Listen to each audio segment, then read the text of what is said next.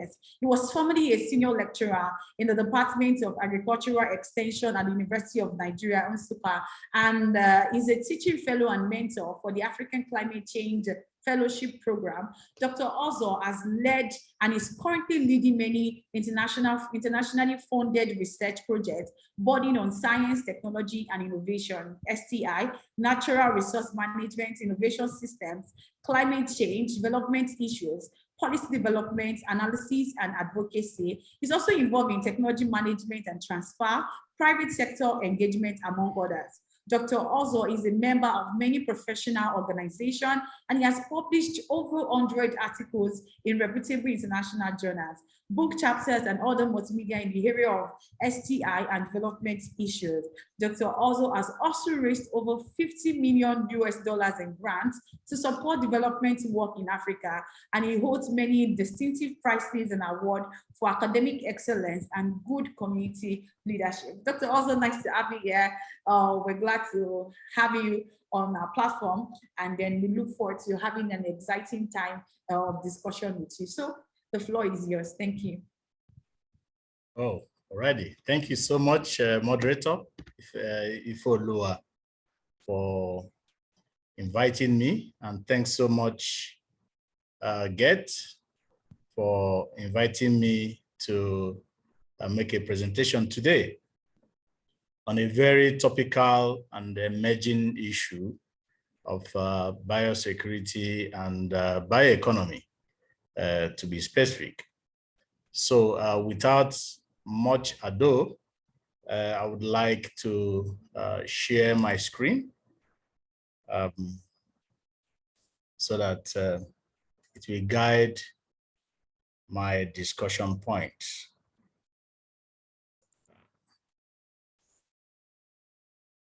Can you see my screen? Yes, very well. All right. So my name is Nicholas Ozor, as I was introduced, and I'm the executive director of ATPS, which you will get to know about. And my topic for presentation today is titled Towards an Innovation-led Bioeconomy Strategy for Transformative Change in West Africa. The outlines that we guide my presentation today is shown here. I'll talk about my organization, the ATPS, rationale for bioeconomy,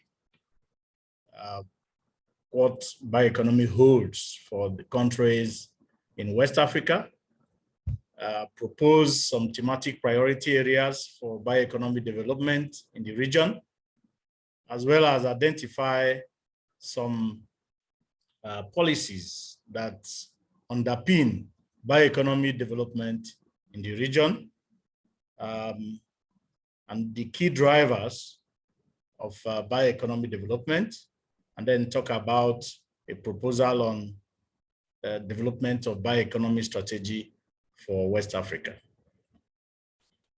So about the ATPS.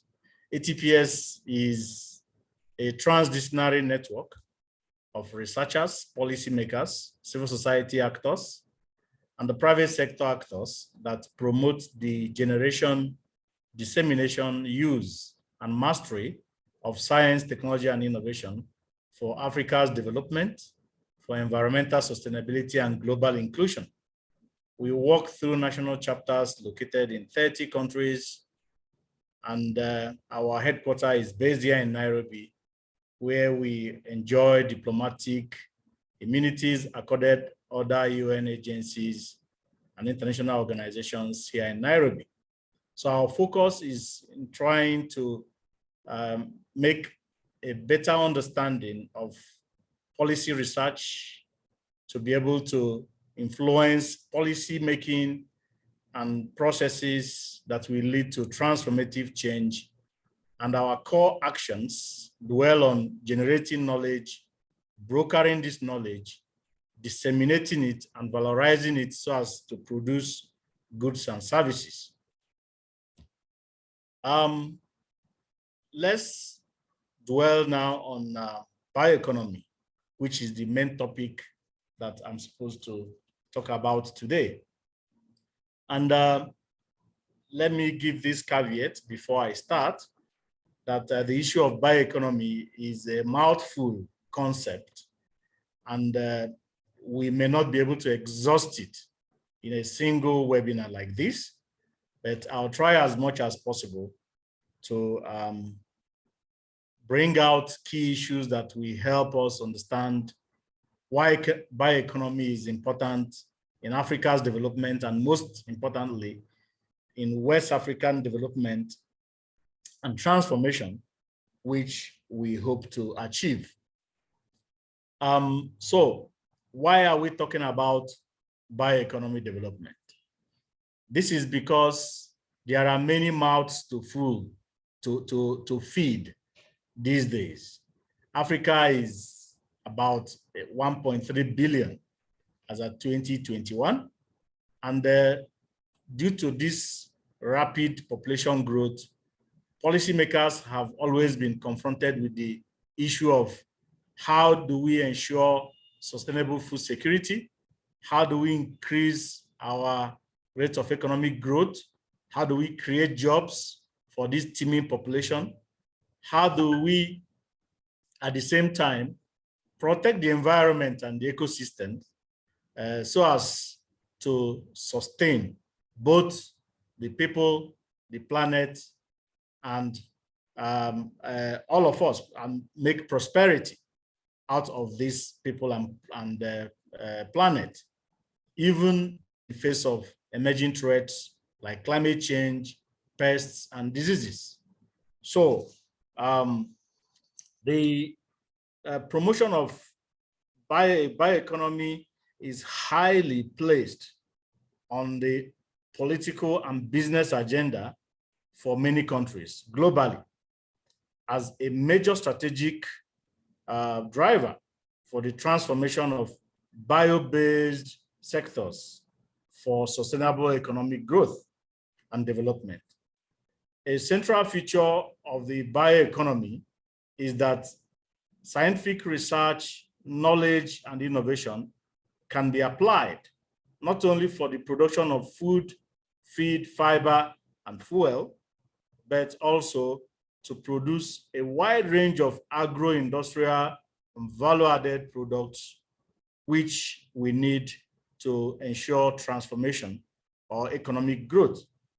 So bioeconomic growth offers opportunity for countries in West Africa to achieve many of the goals in the Sustainable Development Goals that we already have, which I will still talk about, and make use of the region's abundant natural resources, including the underutilized agricultural waste materials, to produce value-added products with applications in many sectors, including food, health, energy, industrial goods, and thereby creating jobs, wealth, and connecting smallholder farmers in new value chains that enable them to prosper.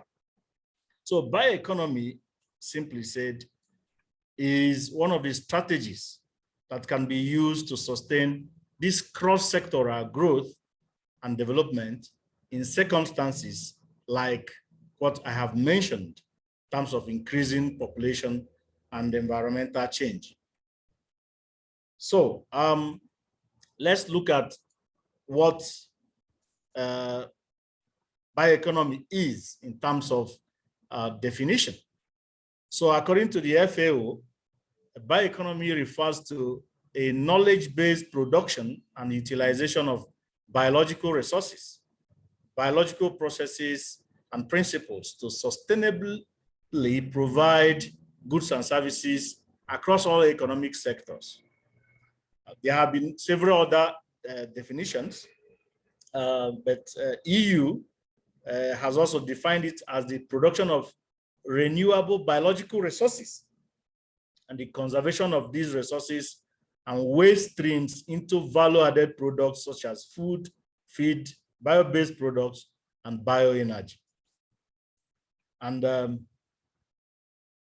in a research that my organization had conducted between 2018 and 2021 on bioeconomy in Eastern Africa, we and the stakeholders were able to view bioeconomy as an economy whose foundation is based on bio-related products, systems, and technologies, based on sustainable utilization of biological resources and the use of research-based science and this knowledge to increase productivity, here referring to use of bioresources, amongst other principles that govern bioeconomy.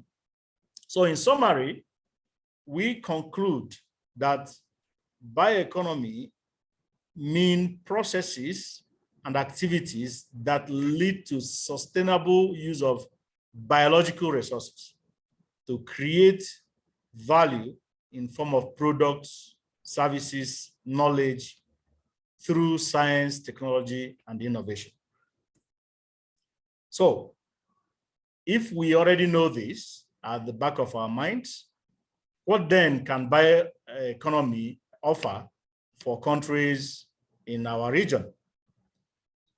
We are here to say that bioeconomy development has significant potentials to support development objectives in the region and help governments to achieve lots of development outcomes. And I'll mention some of them.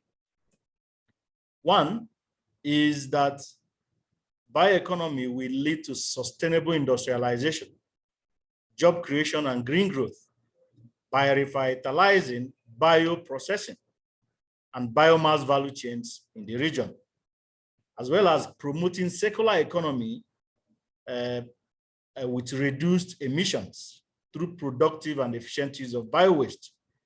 In the concept of circular economy or bioeconomy, there is nothing like waste. So we try to use biological systems to transform what you may see as waste to wealth. And therefore, in doing so, we can reduce emissions, we create jobs for our teeming youths and women. Secondly, a bioeconomy can lead to improved food security. And this can be done through enhanced value chains and processing, promoting a more secure and resilient food supply while contributing to sustainable, healthy, affordable, and nutritious food for the growing population in the region. And hello, can you hear me? Yes, very well. Very good. So this issue of ensuring food security without harming the environment is one particular good attribute of bioeconomy, because it gives a sustainable food supply chain and ensures that there is nutritious food for the teeming population. The third benefit of bioeconomy is improved health by using the biodiversity in the region to develop cost-effective bio-based production systems for various biopharmaceutical products that address specific health challenges in the region, such as HIV, malaria, even COVID-19 that we know of, and the non-communicable diseases. So we can utilize the biodiversity that is abundant in the region to ensure, which is cheap as a matter of fact, to ensure that we have an improved health.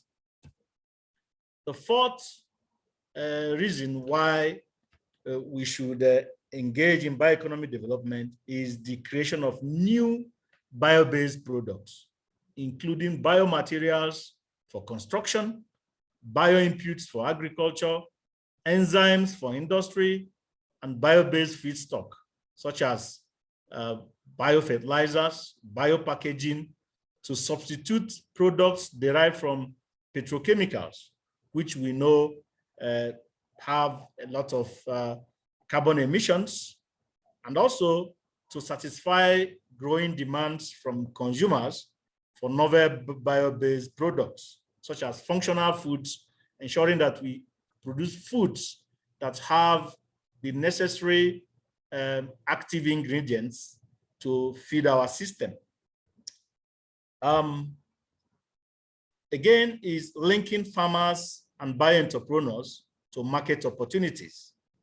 We know that a new bio-based value chain product that is attractive to the world market and also African market can be developed, and with the help of the current African Continental Free Trade Area Agreement, which the African Union has been promoting with Afrexim Bank and other institutions on the continent, we are able to ensure that our bio-based products developed by farmers or entrepreneurs reach local markets or regional markets. The sixth benefit is that bioeconomy creates new form of clean, sustainable, modern energy, such as biofuels for transportation and electricity generation from bio-waste and industrial bioproducts, thereby mitigating climate change and overexploitation of our natural resources like firewood and deforestation.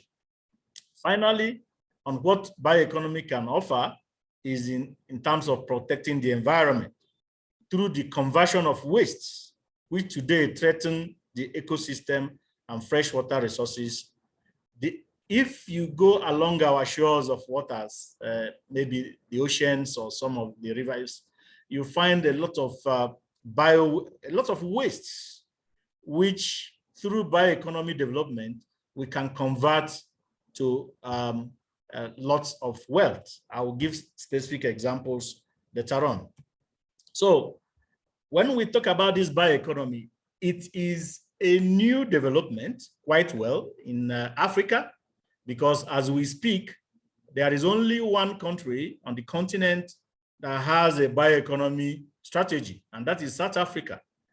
Then closely followed by East Africa that has just passed their bioeconomy strategy, which my organization, the ATPS, has facilitated together in partnership with other institutions to develop this bioeconomy strategy. My interest is to see how can we learn from this emerging way of doing things and supporting the people, the planet, and creating prosperity and wealth. How can my region, the West Africa, also learn and adopt and adapt this emerging technology? And in terms of policy, bioeconomy development aligns very well with both the Sustainable Development Goals, almost from 1 to 17, in terms of ending poverty, ending hunger, inequality, sustainable production and consumption, innovation, and so on and so forth. Every single Sustainable Development Goal has implication for bioeconomy. If it is the African Union Agenda 2063, the Africa we want, which has a vision of an integrated, prosperous, and peaceful continent driven by its own citizens, you find that for it to be prosperous, we have to engage emerging technologies like bioeconomy development pathway or strategies to be able to sustainably develop. If you look at this TISA 2024, these 6 priority areas, it still talks about innovation, still talks about wealth, still talks about ending poverty. All this bioeconomy can do.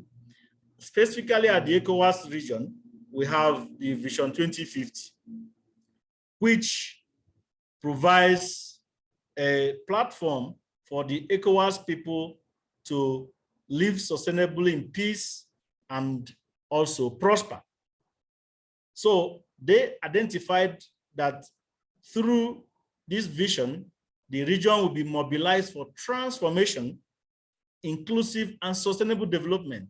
And one strategy to ensure this is through the bioeconomy development.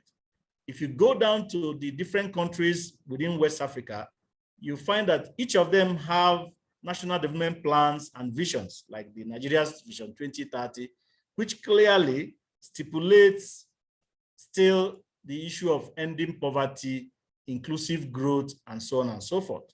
So bioeconomy already has a very viable policy backstopping or foundation through which we can root it and then begin transformation processes through the concept.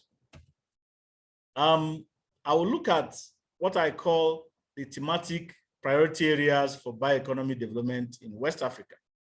And these thematic priority areas, which I tried to identify, are based on the situation in the region, which, for instance, is driven by agriculture and agriculture-related engagements, where we know that agriculture, for instance, contributes about 30% of the GDP of the countries, and with the rich and abundant unexplored biodiversity in the region and bioresources are in the region stand a very good opportunity to develop and leapfrog through bioeconomy development. And then we have not yet sustainably applied or effectively applied science, technology, and innovation along the value chains of the economic sectors, be it agriculture, energy, industry, and so health, and so on and so forth. So I have identified 4 priority areas that I propose would be nice if the region wants to engage in bioeconomy development to adopt. And the first one is in food security and sustainable agriculture. This will be aimed to introduce new bio-based technologies and solutions to strengthen food and feed production, ensuring food security through value chain or value addition to food crops, livestock, forestry, marine and aquatic resources, and microbial products to deliver economic growth and provide opportunities for smallholder farmers and SMEs by adding more value to primary products and the use of agricultural residues. Secondly is novel food and feed products, which will be aimed to produce a variety of novel and healthy food and feed products for growing local, regional, and international markets.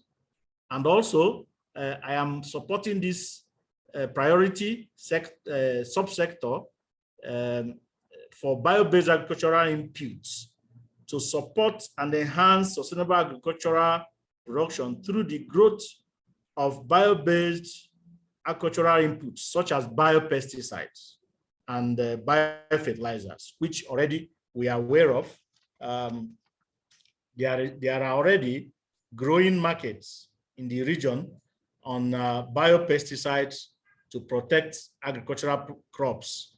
For those who are very good in organic farming that do not like to use synthetic materials, biofertilizers and biopesticides are gaining grounds in the production of crops derived from plants and microorganisms such as fungi, bacteria, and viruses, which like GETS is interested in research on the use of these microorganisms to produce goods and services that serve humanity. The second priority area is in the use of bioeconomy for health and well-being to develop a bio-based healthcare that contributes towards a healthy population with improved well-being, addressing regional priorities, and building on indigenous knowledge and practices. And we can achieve this through bio-based pharmaceuticals, to strengthen research, development, and innovation capabilities, to screen for and manufacture active pharmaceutical ingredients, biopharmaceuticals, diagnostics, and vaccines, targeting key diseases in the region. Again, we can do this through bio-based traditional medicines to promote indigenous knowledge in traditional medicines through the identification of available biological resources in the region with verifiable and validated health benefits, and to understand the active ingredients involved, as well as in biocosmetics and so on and so forth. Already we know that traditional medicines using indigenous knowledge, our people have always even cherished the use of that to solve some of the healthcare challenges that they have in the region. The third proposition in terms of priority is bio-based industrial development, which will be aimed to develop industries that stimulate economic growth and add value to underutilized renewable resources in the region. And we can achieve this through bio-based, biodegradable packaging materials. In most countries like East Africa, where we have already banned the use of plastics, you find that they have created new opportunities for entrepreneurs, for innovators to develop biodegradable products, and which has led to increased employment for citizens. Bioprocessing enzymes to develop enzymes for industrial applications based on the region's microbial biodiversity, as well as so many other essence of bio-based industrial development that we see in the construction materials that use plastics or transformed plastics, or in the use of textile fibers or renewable bio-based oils, where we are using crops like jatropha to develop bio-based oils or fuels that have low emission to the environment, as well as biopackaging and so on and so forth. The last priority area is what we call renewable energy or sustainable energy, because already we know that Africa, our access to energy is very low. Over 620 million people are out of electricity or power supply, and we increasingly continue to cut down our forests for the sake of developing, getting firewood for energy. But through biomass transformation, we can produce briquettes and pellets that could serve as alternative charcoal and firewood. These products are all bioeconomy products. Again, biogas from organic waste, from manures, we can use to produce this gas. I talked about the fuel also. For sake of time, I will quickly talk about the drivers of bioeconomy development. Yes, if bioeconomy is important, what are the key drivers that we must have to pay attention to if we want bioeconomy development to sustain? One is funding.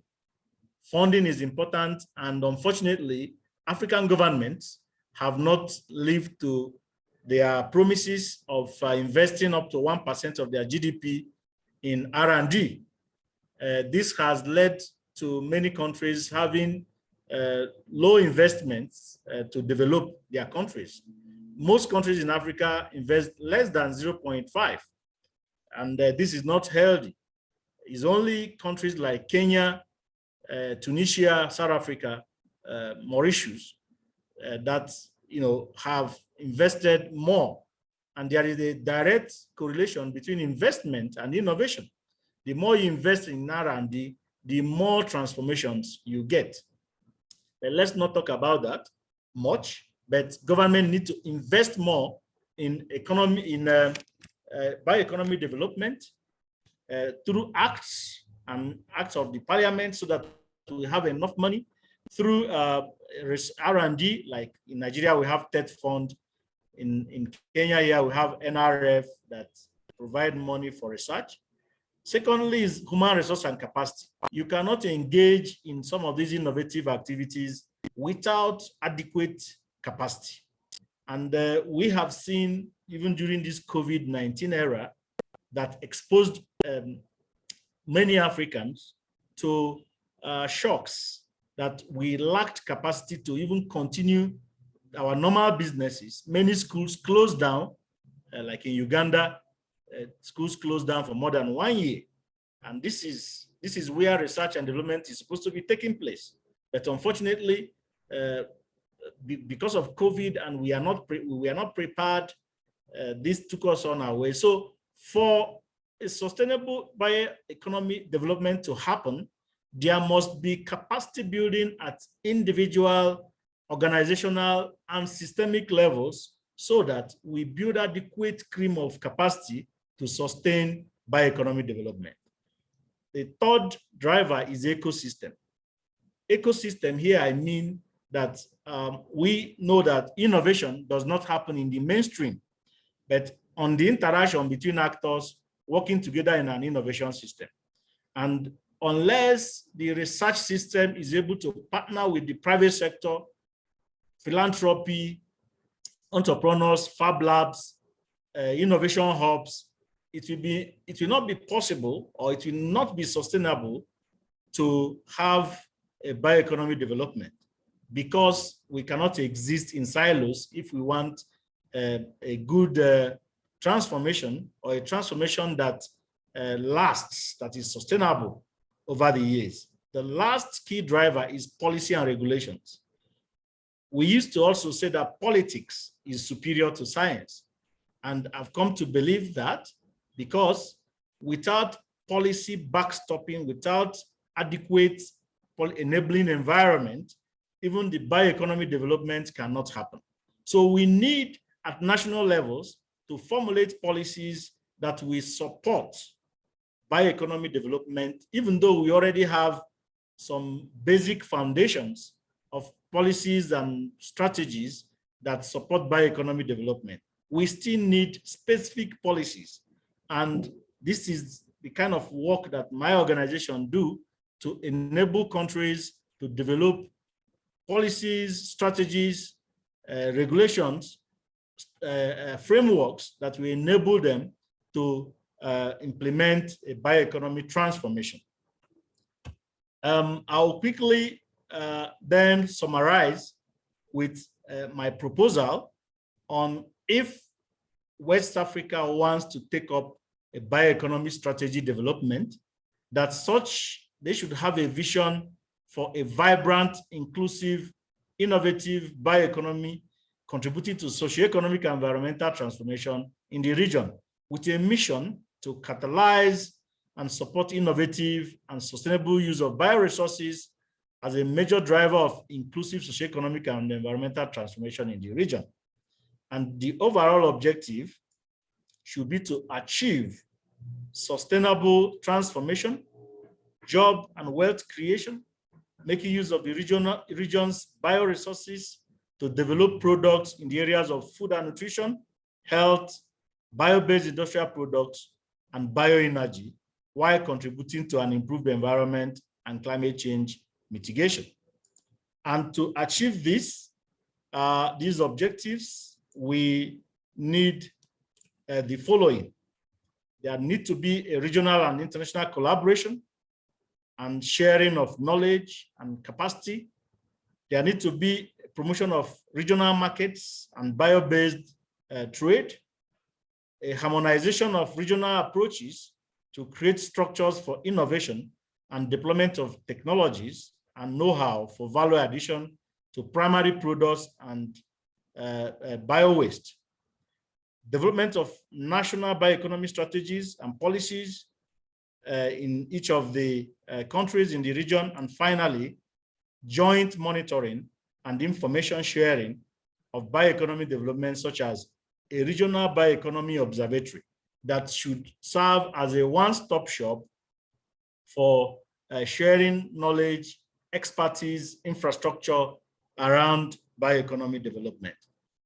With this, I want to thank you and stop here for now. Like I said before, bioeconomy, the issue of bioeconomy is a mouthful, and we cannot exhaust them today, but this has provided us with a snapshot, a snippet of what the sectoral growth can offer for the region in terms of transformation, in terms of economic growth and sustainability, inclusive growth that involve both men, women, youth, girls, and so on. Thank you for listening, and God bless.